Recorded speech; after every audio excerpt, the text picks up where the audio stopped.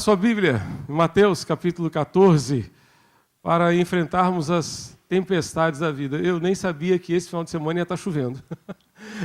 Essa noite choveu canivete, né? Por aí, né?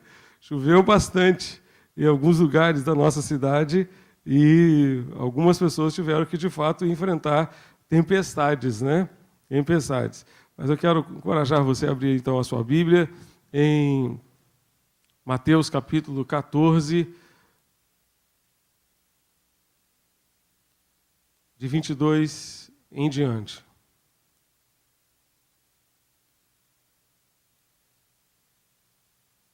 Ok? Estamos juntos? Estamos juntos? Diz a palavra de Deus que logo em seguida Jesus insistiu com os discípulos para que entrassem no barco e fossem adiante dele para o outro lado. Enquanto ele despedia a multidão, tendo despedido a multidão, subiu sozinho a um monte para orar. Ao anoitecer, ele estava sozinho, mas o barco já estava a considerável distância da terra, fustigado pelas ondas, porque o vento soprava contra ele. Alta madrugada, Jesus dirigiu-se a eles andando sobre o mar, e quando o viram andando sobre o mar, ficaram aterrorizados e disseram: "É um fantasma", e gritaram de medo. Mas Jesus imediatamente lhes disse: "Coragem, sou eu, não tenham medo." "Senhor", disse Pedro, "se és tu, manda-me ir ao teu encontro por sobre as águas." "Venha", respondeu ele. Então Pedro saiu do barco, andou sobre as águas e foi na direção de Jesus. Mas quando reparou no vento, ficou com medo e, começando a afundar, gritou: "Senhor, salva-me!" Imediatamente Jesus estendeu a mão e o segurou e disse: "Homem de pequena fé, por que você duvidou?" Quando entraram no barco, o vento cessou. Então os que estavam no barco o adoraram, dizendo: "Verdadeiramente tu és o Filho de Deus." E depois de atravessar o barco, ou melhor, atravessar o mar, chegaram a Genezaré. Quando os homens daquele lugar reconheceram Jesus, espalharam a notícia em toda aquela região, e lhe trouxeram os seus doentes, suplicavam-lhe que apenas pudesse tocar na borda do seu manto, e todos os que nele tocaram foram curados. Amém? Minha gente, nós temos aqui uma situação na vida dos discípulos que muito bem ilustra a realidade na qual muitos talvez estejam vivendo hoje, muitos de nós talvez estejam vivendo hoje. Nós vivemos um tempo de crise no nosso país, um tempo de tempestade, um tempo de lutas realmente e provações, e certamente nós temos muitos desafios pela frente. É verdade que o barquinho da nossa vida nem sempre navega em águas tranquilas.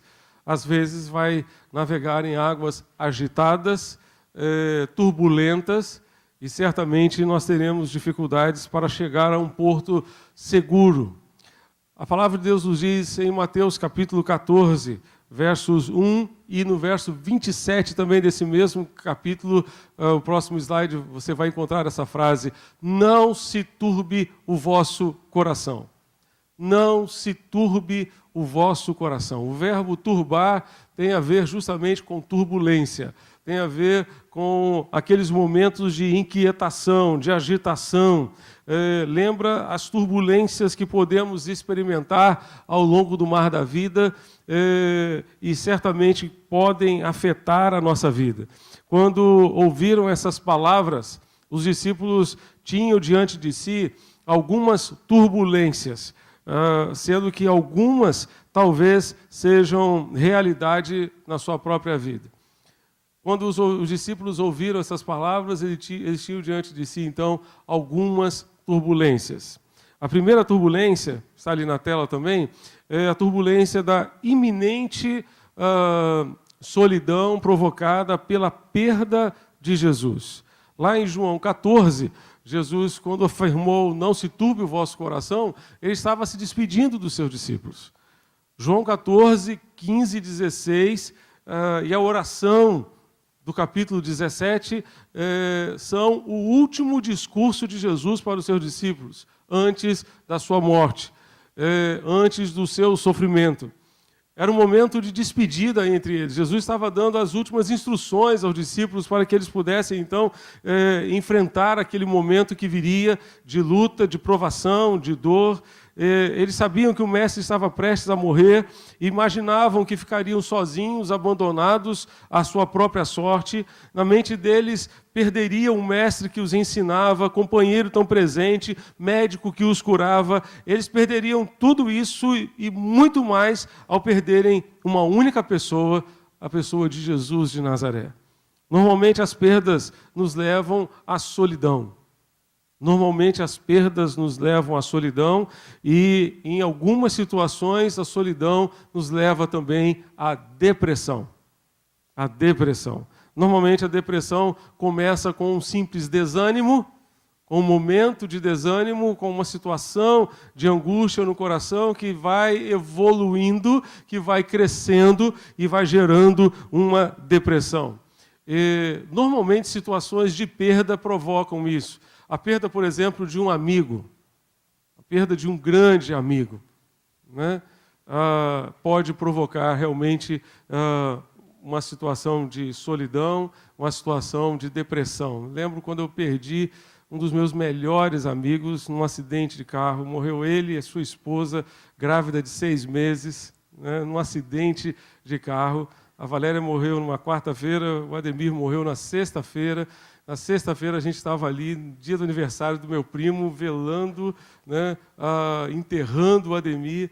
E eu me lembro que tanto eu quanto Soraya passamos um tempo assim com muita angústia no coração. Com muita angústia no coração. Em alguns momentos a gente se sentia deprimido mesmo com aquela perda, com aquela angústia.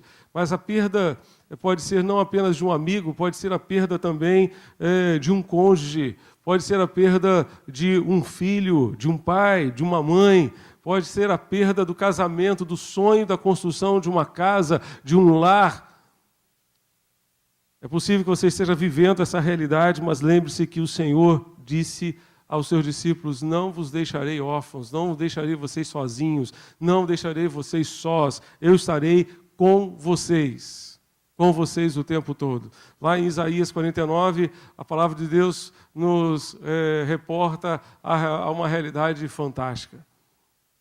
O Senhor pergunta: pode uma mãe esquecer-se do seu filho que amamenta? Ainda que essa se esquecesse, eu, todavia, não me esqueceria de vocês em momento algum. Que coisa linda. Coisa mais difícil para uma mãe é esquecer-se do seu filho. Não é? É verdade que algumas mães são bem relapsas hoje, né? Pai é mais do que relapso, né? Mas tem algumas mães que são relapsas, né, às vezes, né? Mas ainda assim, ainda que uma mãe se esqueça do seu filho, eu, todavia, diz o Senhor, jamais me esquecerei. Jamais me esquecerei de ti, jamais me esquecerei do Senhor. Outra turbulência que os discípulos estavam para experimentar é a turbulência do medo. A turbulência do medo. Os discípulos sabiam que estavam sujeitos a sofrer uma série de adversidades, uma série de problemas com a morte de Jesus. E isso é verdade quando os encontramos reunidos lá em João capítulo 20. Eles estavam reunidos às portas fechadas, estavam morrendo de medo dos judeus, morrendo de medo do que poderiam sofrer naquele momento de suas vidas. Eles sofriam também não apenas com o medo dos judeus, mas com o medo do futuro. O que vai ser da gente? O que vai acontecer com a gente quando a gente olha para a realidade brasileira hoje? Às vezes parece que vem um sentimento desse no coração. Meu Deus, o que pode acontecer daqui para frente? Não é? O que de pior pode acontecer no nosso país? Que tanto amamos, que tanto amamos. Quando nós vemos criminosos sendo soltos pela justiça. Criminosos sendo soltos pela justiça, mandados para casa, né? Ocupando cargos públicos, voltando a ocupar cargos públicos, uma vergonha para a nossa nação. A gente fica pensando, qual é o futuro que a gente tem como nação? Qual é o futuro que nós temos como nação? Medo do futuro. Mas Jesus, no meio de toda aquela turbulência, ele disse: deixo-vos a paz. A minha paz vos dou. Não vou lá dou como o mundo a dá. Não se turbe o vosso coração, nem se atemorize. No meio da turbulência, a paz de Deus pode guardar o nosso coração. No meio da turbulência, a paz de Deus pode inundar o nosso coração. Você está vivendo essa turbulência, o futuro, o seu futuro é algo sombrio ainda, é algo que você não consegue vislumbrar com clareza, com nitidez. A sua visão de futuro está embaçada, não consegue ver uma luz no fim do túnel. Eu queria lembrar a você que Jesus tem paz para você em meio à turbulência. Amém? Jesus tem paz para você em meio às turbulências. A única coisa que pode dar paz ao nosso coração diante das incertezas do futuro é a certeza de que Deus está conosco em todo o tempo. Glória a Deus por isso. A certeza de que quando o futuro chegar, o Senhor estará lá para nos receber. Glória a Deus por isso. Quando o seu futuro chegar, o Senhor estará lá para abraçar você, para receber você e para acolher você. Ele guardará o seu coração com a sua paz. Uma outra turbulência a qual nós estamos sujeitos a viver, a experimentar, é a turbulência da indecisão ou da indefinição. Indefinição e indecisão. Certa vez Tomé disse a Jesus: Senhor, não sabemos para onde vais. Como saber o caminho? Lembram disso? João 14, verso 5. Aí depois Jesus responde no verso 6. Ele vai dizer: eu sou o caminho, eu sou a verdade, eu sou a vida. Ninguém vem ao Pai senão por mim. Senhor, não sabemos para onde vais, não sabemos qual é o caminho. Na cabeça dos discípulos, aquele era um momento de indefinição. Eles não sabiam para onde o Senhor estava indo, não sabiam o caminho onde poderiam encontrar o Senhor. Ao ouvir a palavra de Jesus, ou melhor, ao ouvir a palavra de Tomé, o Senhor lhes dá esta certeza: eu sou o caminho. Eu sou o caminho, eu sou a verdade, eu sou a vida. Você está vivendo a turbulência da indecisão ou da indefinição, encontra-se numa encruzilhada da vida sem saber qual é o caminho a seguir. Jesus é o caminho. Amém? Jesus é o caminho. Você pode virar para o seu lado e dizer para o seu irmão: Jesus é o caminho. Diga agora o contrário. De lá para cá. Você disse de cá para lá, agora de lá para cá. Vamos lá? Jesus é o caminho. Pode ser uma coisa muito simples, muito banal, mas muitas vezes a gente esquece isso. Muitas vezes a gente esquece dessa verdade. Jesus é o caminho, Ele é a direção certa e segura para a sua vida. Ele é o caminho. Você não sabe para onde ir? Invista em Jesus. Siga a Jesus, Ele é quem conduzirá você pelos caminhos de paz, pelos caminhos da vontade de Deus, para os caminhos ou pelos caminhos dos planos de Deus. É impossível ir ao Pai senão por Jesus. É impossível conhecer os propósitos do Pai senão por meio de Jesus, por meio de um relacionamento autêntico, sincero e profundo com o Senhor Jesus. A palavra de Deus nos diz no Salmo 34, verso 5, olhai para Ele e sede iluminados, e os vossos rostos jamais serão confundidos. Eu não sei qual a turbulência que você está experimentando neste exato momento da sua vida. Pode ser uma dessas que apresentamos até aqui, mas pode ser uma outra turbulência. O importante é saber o que você deve fazer diante das turbulências da vida. O que você deve fazer é exatamente o que os discípulos fizeram quando eles viveram aquela situação de turbulência ali no Mar da Galileia. A primeira atitude que você deve ter para enfrentar, portanto, as turbulências é a atitude de preparar-se espiritualmente. Preparar-se espiritualmente. Antes da atitude dos discípulos, nós temos a atitude de Jesus. Jesus também enfrentou a turbulência. Só que Jesus não navegou num mar agitado. Ele andou sobre o mar. Ele andou sobre o mar. Por isso eu gosto muito daquela música Descansarei. Né? Se o trovão e o mar se erguendo vêm sobre a tempestade eu voarei. Um avião é capaz de voar acima da tempestade, acima das nuvens. Das nuvens para baixo, de repente, está chovendo canivete. E você só vai perceber na hora que o avião começar a descer. Né? E caramba, está chovendo a beça aqui embaixo, está acontecendo um monte de coisa aqui embaixo, né? Mas você estava lá em cima, você estava voando acima das nuvens. Acima das nuvens. Deus é esse Deus que pode fazer isso, que pode fazer você voar acima da turbulência, acima das áreas de turbulência que podem afligir a sua alma, que podem afligir, portanto, o seu coração. Então, mas Jesus não estava navegando no mar agitado, ele estava andando sobre as ondas. Só que antes dele enfrentar aquelas ondas agitadas, antes de enfrentar aqueles raios e trovões, ele estava orando. Ele estava orando. E com o mestre nós aprendemos que o segredo para enfrentar a tempestade é estar de joelhos orando. É investir na nossa preparação espiritual. A pergunta não é se eu vou ter problema, se eu não vou ter problema. A pergunta não é se eu vou enfrentar a tempestade ou se eu não vou enfrentar a tempestade. Todos nós vamos enfrentar.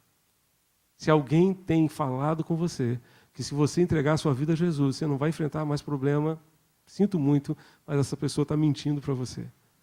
O próprio Senhor Jesus disse, no mundo tereis aflições. Ele prometeu que nós íamos ter problemas, olha só. Ele não só prometeu que a gente poderia ter paz em meio aos problemas, ele prometeu que a gente teria problema. Ele disse que nós teríamos aflições, que nós teríamos dificuldades a enfrentar. Ele disse isso, ele garantiu isso. Assim como a casa, Jesus terminou o sermão do monte, lá em Mateus capítulo 7, fazendo uma comparação sobre duas casas. Uma casa edificada sobre a rocha e a casa edificada sobre a areia. Sobre ambas as casas, caiu a chuva. Sobre ambas as casas vieram os ventos fortes, veio a tempestade. Ambas as casas.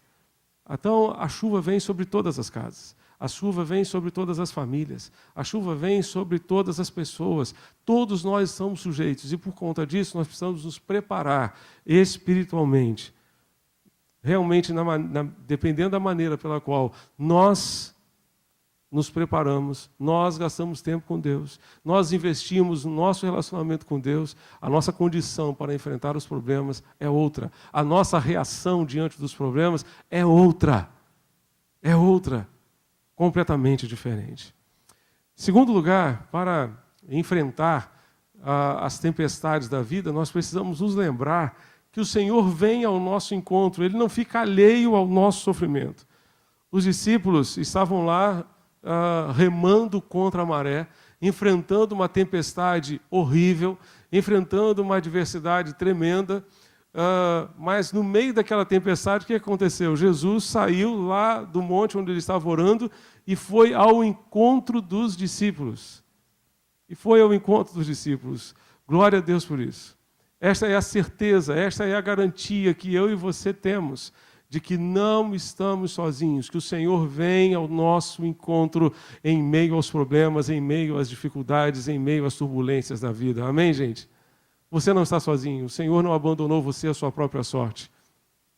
Ele está com você e continuará com você em todo momento, em todas as circunstâncias, em todas as situações da sua vida. O Senhor Jesus foi ter com os discípulos, no meio daquela chuva tremenda, no meio daquela escuridão, era de madrugada quando os discípulos estavam navegando, no meio daquela situação toda, os discípulos puderam ver o Senhor se aproximando.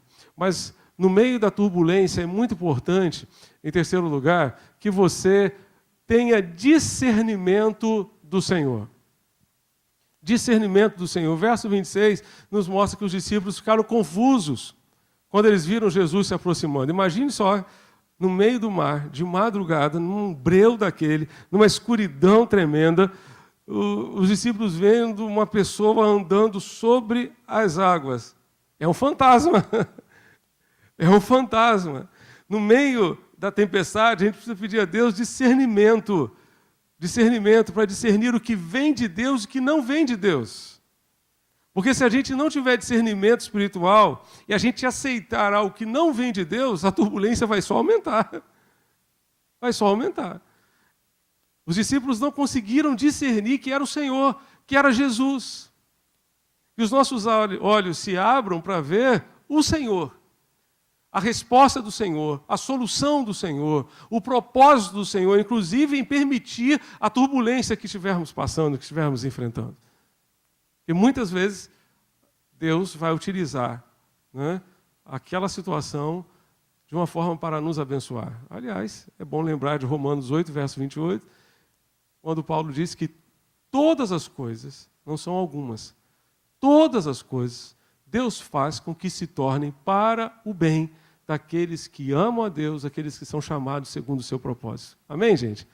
Não são algumas coisas, mas todas as coisas, mesmo as turbulências mais adversas, mesmo aquelas turbulências que nós provocamos pelas lambanças que nós cometemos na nossa vida, mesmo essas situações, Deus pode transformar em bênção para a nossa vida.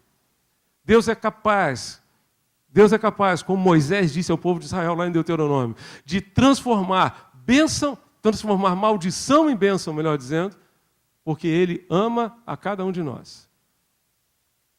Moisés disse, lembram-se daquele sujeito lá, o Balaão, que foi pago, foi contratado para amaldiçoar vocês? Pois bem, Deus trocou a maldição em bênção, porque Ele ama vocês. Ele ama vocês. E Deus é poderoso para fazer isso. Então, peça a Deus discernimento. Senhor amado, ajuda-me a perceber que é o Senhor que vem ao meu encontro. Não é um fantasma. Não é uma pessoa qualquer. É o Deus do universo que se importa comigo, que consegue me ver no meio da escuridão, no meio daquele breu tremendo no meio do mar, que ninguém vê, que ninguém enxerga, mas Deus nos vê. Deus é o Deus que vê. Glória a Deus por isso. Amém, irmãos? Deus vê. E Ele vem ao nosso encontro, que nós tenhamos olhos para vê-lo, que nós tenhamos olhos para ver a solução dEle, ver a resposta dEle, ver a direção dEle para a nossa vida. Em nome de Jesus. Em quarto lugar, para enfrentar a tempestade, nós precisamos também ouvir a palavra do Senhor. Quando os discípulos perceberam que era um fantasma, né, ou melhor, acharam que era um fantasma, né, o Senhor lhes deu uma palavra: não tenham medo. Não tenham medo. Sou eu que estou aqui para enfrentar a turbulência. Ouça a palavra de Deus. Ouça a voz de Deus. A expressão não tenha medo, se eu não estiver enganado, é a expressão que mais se repete ao longo da Bíblia, ao longo da palavra. Quantas e quantas vezes Deus ministrou essa palavra aos seus filhos? Quantas vezes Jesus proferiu essa palavra aos seus discípulos? E quantas vezes o Senhor já precisou falar isso comigo, já precisou falar isso com você? E hoje Ele volta a lhe dizer, volta a lhe lembrar: não tenha medo. Diante da turbulência da solidão, diante da turbulência da indefinição, da incerteza, diante da turbulência do medo, não tenha medo. Ouça a palavra do Senhor. A voz de Deus transmite paz em meio à turbulência. E é Ele que está dizendo para você que você não precisa temer, porque Ele está com você. É Ele, não é um fantasma, não é uma invenção humana, não é algo, não é uma pessoa qualquer, é o Deus do universo que ama você e que vem ao seu encontro. Jesus disse aos seus discípulos: não tenham medo. Em quinto lugar, para enfrentar a turbulência, nós precisamos crer na palavra do Senhor. Jesus vira-se para os discípulos e diz: olha, não tenham medo, mas Ele também diz: por que vocês duvidaram? Por que vocês duvidaram? A dúvida, né, aumenta a turbulência do nosso coração. Aumenta a turbulência. A fé nos traz a paz, nos traz a certeza de que Deus, de fato, está conosco. Quantas e quantas vezes a nossa mente pode ser assaltada pela dúvida. Dúvidas que são minhocas do inferno, colocadas na nossa mente tão somente para nos fazer duvidar da palavra de Deus, da palavra do Senhor. E quero só lembrar a você que o nosso adversário tem milênios de experiência em fazer isso. Ele fez isso com Eva, lá atrás. Lá atrás, no Jardim do Éden, Satanás disse para Eva, não foi bem assim que Deus disse. Não é bem assim que você deveria interpretar essa palavra. Não é bem assim que você deveria entender a palavra de Deus, lançando dúvidas sobre a palavra, sobre a interpretação e sobre aquilo que Deus tinha dito, de fato, para aquela mulher e para o seu marido. Fique com a palavra de Deus. Não permita que as dúvidas, não permita que a insegurança gerada por isso tudo guarde o seu coração, atinja o seu coração, melhor dizendo. Em nome de Jesus, creia na palavra do Senhor. A palavra de Deus nos diz, não tenha medo, sou eu estou com você. Ele disse que estaria conosco todos os dias, até a consumação dos séculos, nos dias bons, nos dias maus, nos dias fáceis, nos dias difíceis, em todos os momentos, em todas as situações, Ele estaria do nosso lado. Inclusive hoje, Ele está aí com você. Glória a Deus por isso. Amém? Glória a Deus. Em sexto lugar, próxima mensagem, nós precisamos manter o foco. Para enfrentar as turbulências da vida, nós precisamos manter o nosso foco no Senhor. E a experiência que nós temos aqui com Pedro é fantástica, né? É fantástica. Quando Jesus disse, não tenho medo, sou eu, Pedro, justamente duvidando de que fosse o Senhor, o que ele fez? Senhor, se de fato é o Senhor, faça com que eu possa ir ao teu encontro, andando também sobre as ondas. Se o Senhor está andando sobre as ondas, se é o Senhor que está aí, o Senhor pode me fazer andar sobre as ondas. Aí Jesus disse, então está ótimo, Pedro. Bote o pé aí fora do barco e venha comigo. E Pedro foi. Às vezes a gente condena Pedro, né? Porque logo depois ele começou a afundar. Mas você teria coragem de colocar o pé para fora do barco? Você teria coragem de colocar o pé para fora do barco? Para nessa distância aqui assim, olha. Tchum! Né? E você se manter ali, levitando. Né? Imagina que eu estou aqui no barco e isso aqui seja o mar. Então eu vou andando. Né? Já desci já. Mas Pedro, ele botou o pé para fora do barco e se manteve. Só que o detalhe é que quando ele tirou os olhos de Jesus, ele começou a afundar. Isso é o que acontece todas as vezes que a gente tira os olhos de Jesus. Todas as vezes que a gente tira o foco do Senhor. Todas as vezes que a gente tira o foco de Jesus, a nossa vida fica desfocada. E você talvez já tenha tido a tristeza de tirar uma foto. É por isso que hoje, quando eu tiro uma foto, eu tiro mais 5 de uma vez só. Para não correr o risco. Porque eu já tirei foto assim importante, e era uma só, e ficou desfocada. Caramba, não podia ter perdido aquela cena. Não podia ter perdido. Não podia. A imagem ficou distorcida, ficou embaçada, ficou horrível.